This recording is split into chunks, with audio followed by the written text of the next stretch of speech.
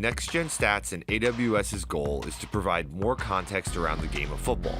As part of that mission, we have developed a completion probability metric to better understand quarterback accuracy compared to traditional completion percentage. Oh, he dropped it in! Catch is made! Completion percentage only tells you the rate at which a quarterback is completing passes, but it tells you nothing about how difficult those attempts were.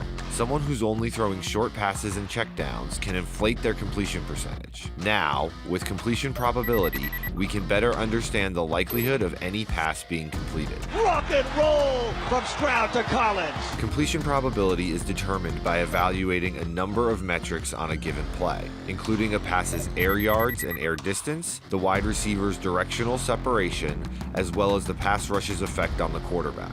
Using that context, Next-Gen Stats can find similar passes from the last decade and how often those were completed, helping determine the probability that this pass is complete. This helps us better understand how accurate quarterbacks are based on the actual passes they attempt.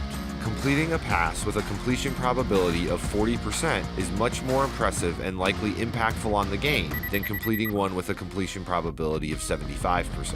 Considering we now have a completion probability for every pass a quarterback attempts, we can then average those values to calculate an expected completion percentage for each player. This is where we can better evaluate which quarterbacks are consistently attempting easier or more difficult passes. The best play designers can scheme open higher probability completions downfield. Williams recovers, throws a seed, has a man, it is caught for a touchdown! Ben Johnson into his bag of tricks. Next-Gen Stats is then able to compare quarterbacks and their accuracy by taking the difference of their actual completion percentage from their expected completion percentage. With this methodology, we're comparing quarterbacks and their accuracy against the passes they actually threw.